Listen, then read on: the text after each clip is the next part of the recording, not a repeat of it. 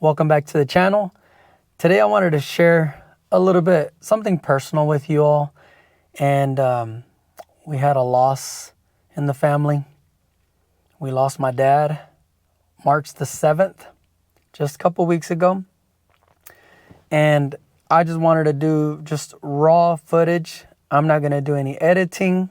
I'm just going to tell you a little bit of history and a little bit about him and how it hurt us and the channel.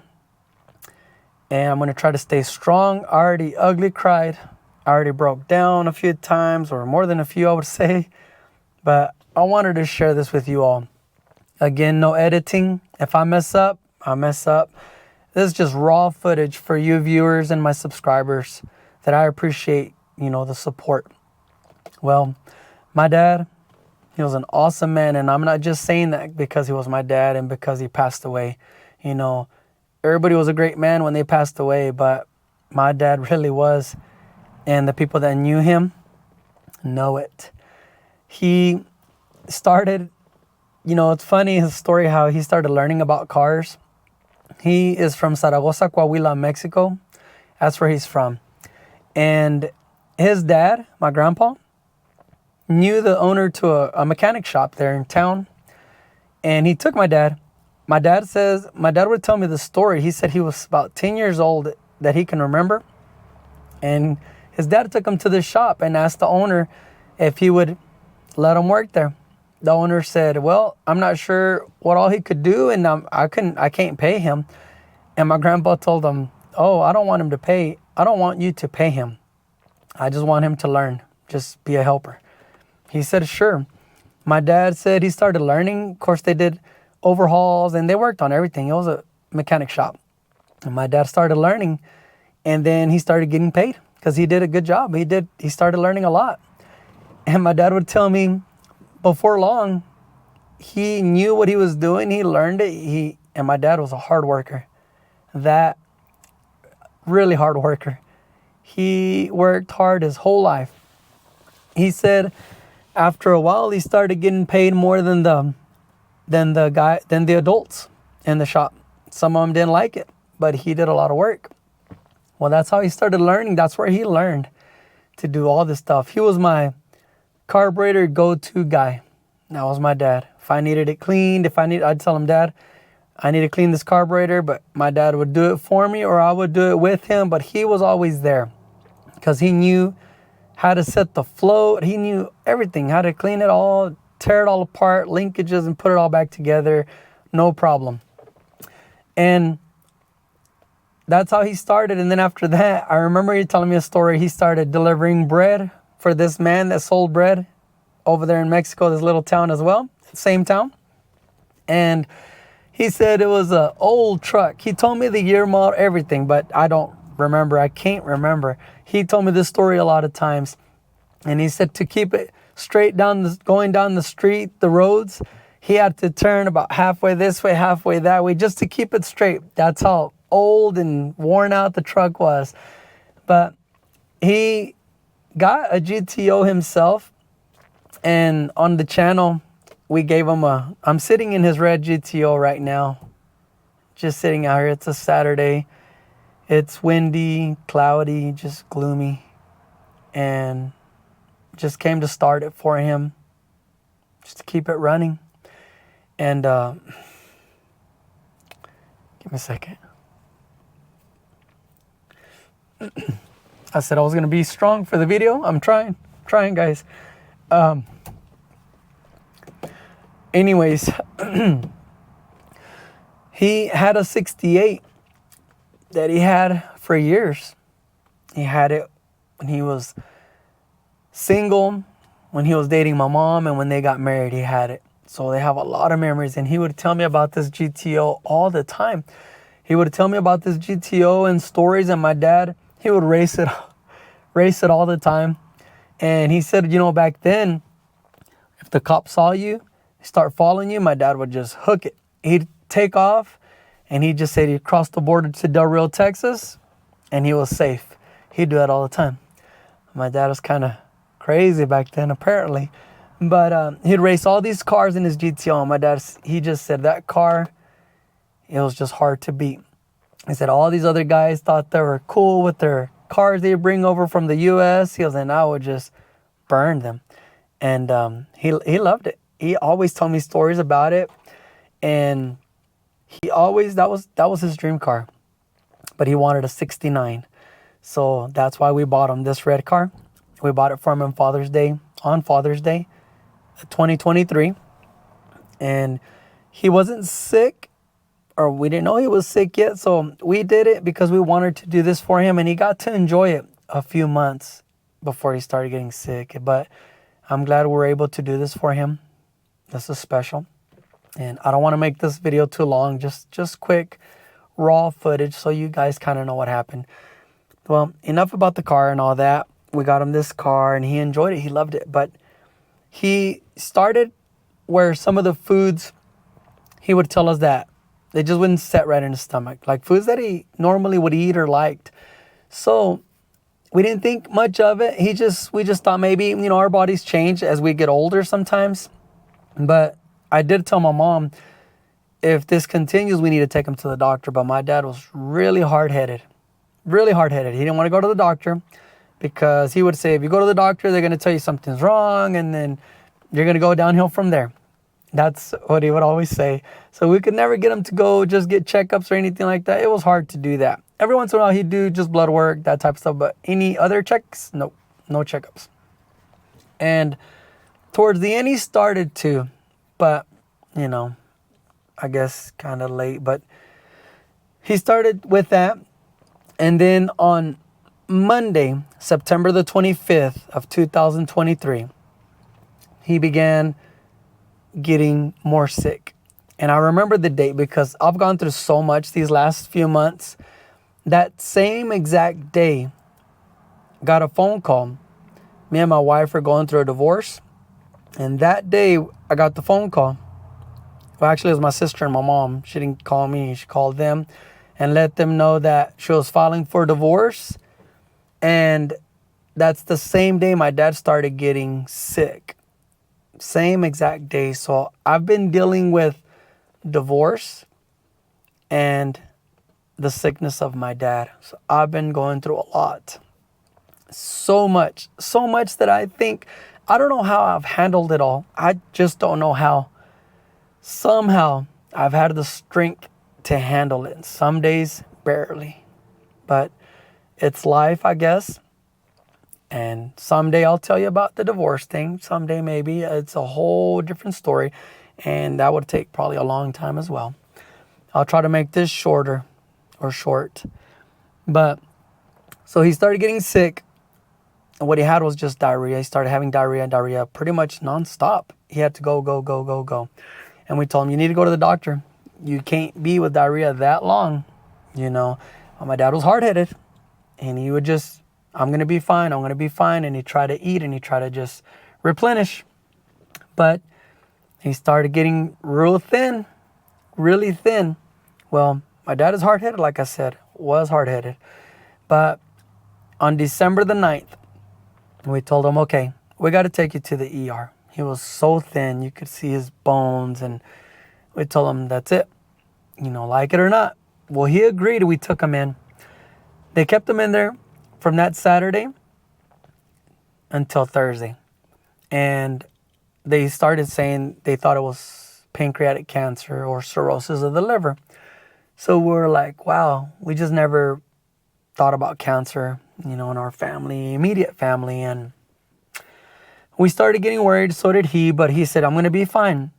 Well, they went in, did a test, went in and got a biopsy and couldn't find anything. So they scheduled another one that was a high-risk one.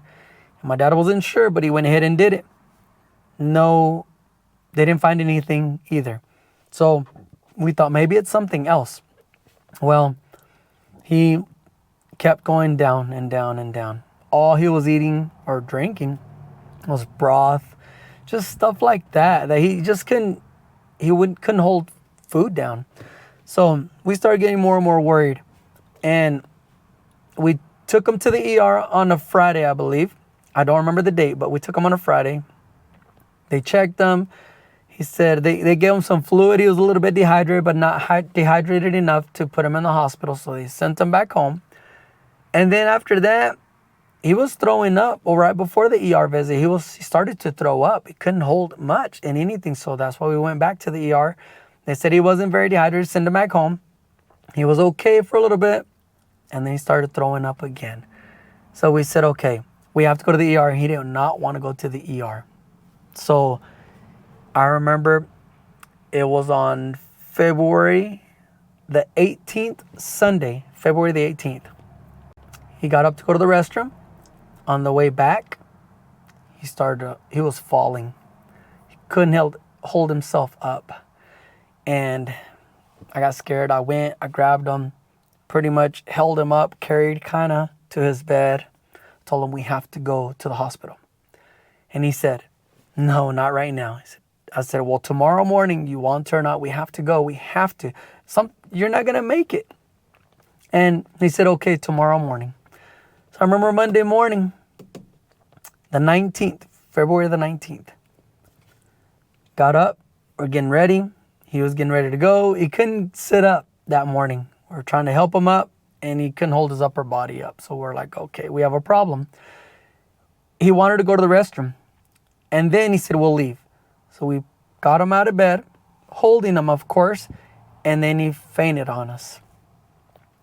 I was trying to put him back on the bed, and I remember he was just looking up with his mouth open, and I couldn't feel him breathing, so I freaked out.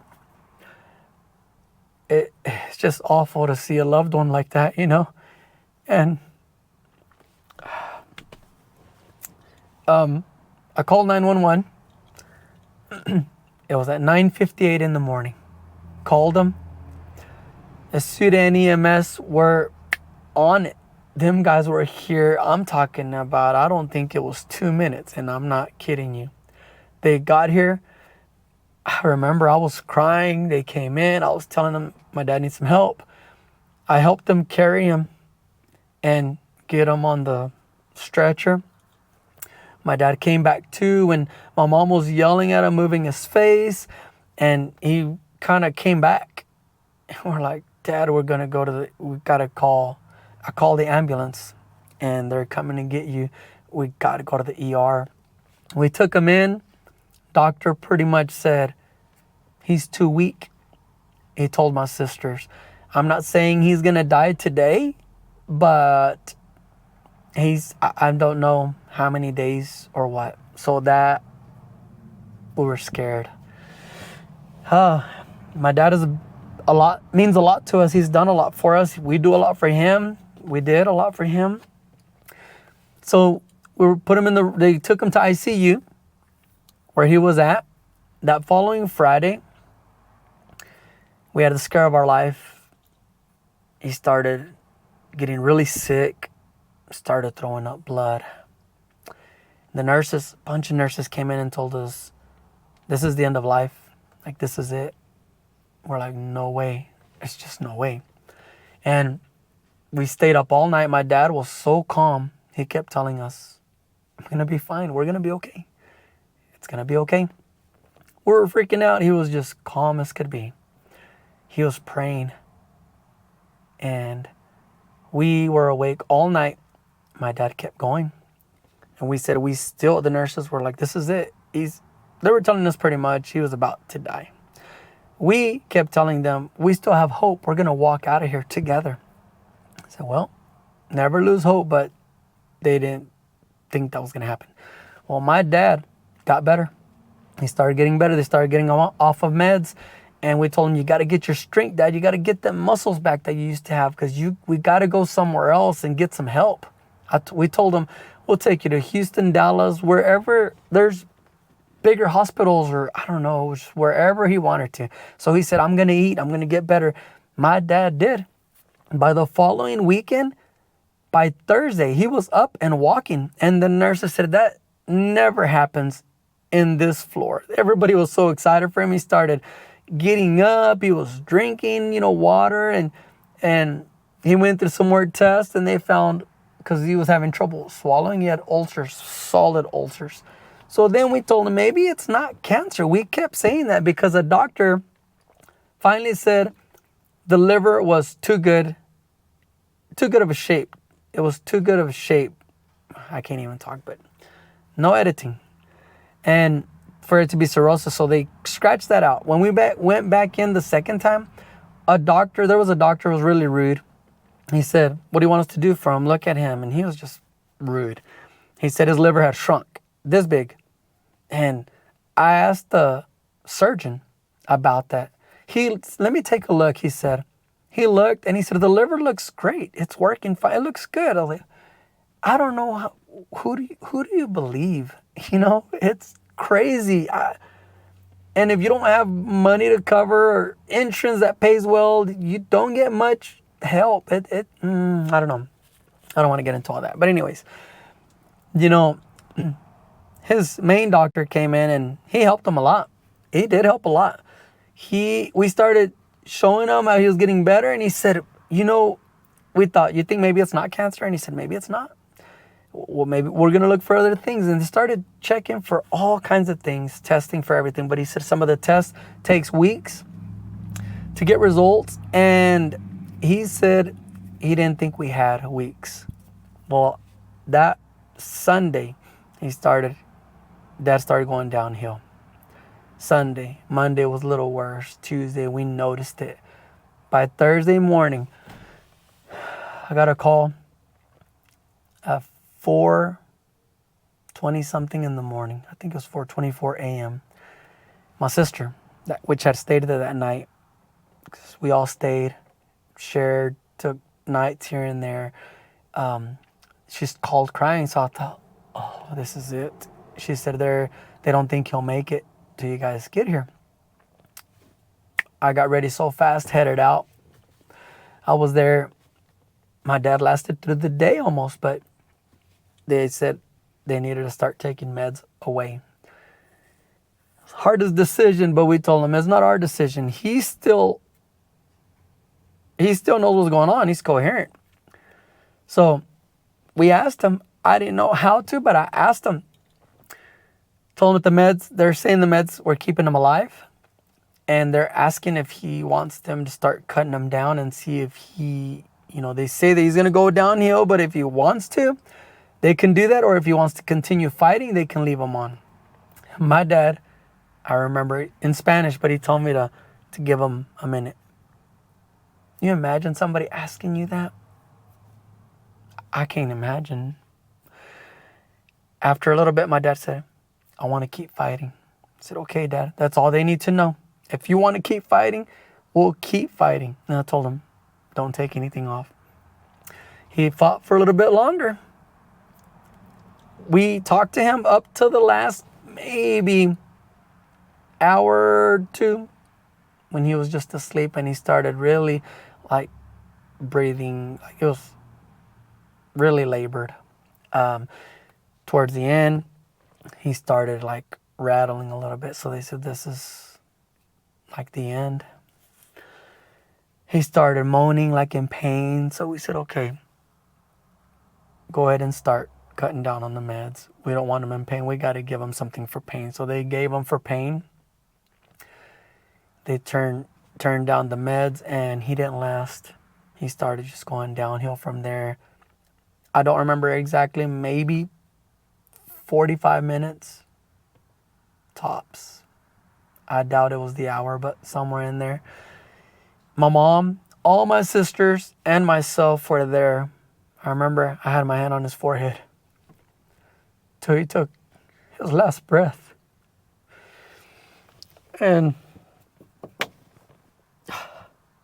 we all had days with him and weeks to tell him how much we loved him, what he meant for us. He did everything for us. Something broke, he'd fix it. Anything. He'd fix our cars, houses. He helped us build part of our house, some of our houses. And we're old. He would cut all our yards because he was disabled. He didn't work anymore. He'd cut all our grass and we would give him money. We didn't do it for free, but we told him, you don't have to do that, Dad. He said, no, I want to because I want you guys. I know y'all work hard. And when you get home, I want y'all to spend time with your family, with your kids. That's why he did it. Wow. He was a family man. No joke. I want to be half the dad for my son that he was. I'll be happy with that. Oh, man. We miss him so much. Today I'm in his car, in his GTO. Oh, Dad, I wished you were here. That's what I keep saying. But God had a different plan. He helped me build a Cutlass on the channel. Hours and hours. He did tons of work to that car. He was a big part of the channel. I didn't record him much, but a lot of stuff we did it together. And I'll talk about him in some of the videos. You know, there's a trip we took to Rattlesnake Roundup, and I'll talk about him with him on camera and how we made memories, new memories. We talked about memories. We talked about life. I mean, special things like that. That's why I like to also not just work on the cars. I like to take trips in these old cars with family. You make memories, because in the end, that's all we're going to take. That's all we're going to take. You know, I have so much more to talk about him, but I wanted to just give an update, kind of what happened, a quick, in a nutshell, because I could talk about my dad. He did so much for us. Bunches and bunches for us. And I just loved that man so much. And it's been really rough on me going through his sickness, his loss, my divorce.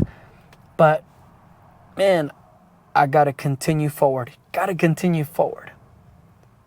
So he wanted me to keep doing my videos. When he was sick, he'd tell me, go make some videos.